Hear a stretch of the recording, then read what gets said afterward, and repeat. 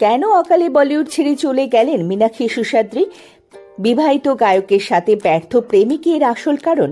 মীনাক্ষী সুশাদ্রী যখন তারকা হিসেবে খ্যাতির মধ্যগগনে, তখন বলিউডে কেউ চিনত না মাধুরী দীক্ষিতকে। গুঞ্জন এরকম যে তার অর্থাৎ মীনাক্ষীর সাথে তার চেহারার সাদৃশ্য ছিল বলেই তার প্রতিমূর্তি হিসাবে মাধুরীকে পেশ করা হতো। কিন্তু কয়েক বছর পর মাধুরী তাকে টেক্কা দিয়ে এগিয়ে গেলেন অনেকটা, আর অকালে ইন্ডাস্ট্রি ছেড়ে চলে গেলেন মীনাক্ষী। মীনাক্ষীর জন্মগত নাম ছিল শশীকলা।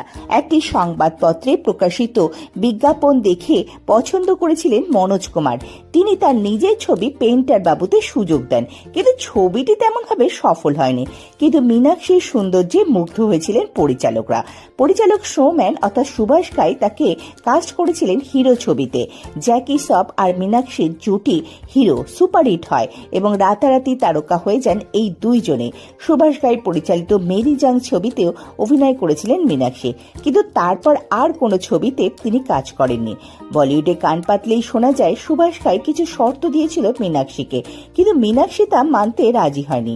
সুভাষ ঘাইয়ের আর কোনো ছবিতে থেকে তিনি বাদ পড়ে যান। তাছাড়া সুভাষ ঘাই তখন নতুন নায়িকাও পেয়ে গেছেন, তিনি হলেন মাধুরী দীক্ষিত। সুভাষ ঘাই মুখ ফিরিয়ে নিলেও মীনাক্ষীর কেরিয়ার তখন তুঙ্গে।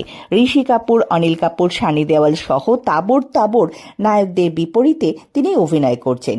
তিনি পরিচালক ও প্রযোজকদের প্রথম পছন্দ।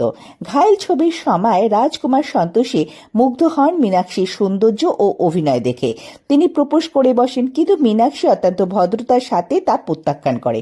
মীনাক্ষীর প্রেমে পড়েছিলেন কুমার শানু, যদিও তিনি এইবার তা প্রত্যাখ্যান করলেন না।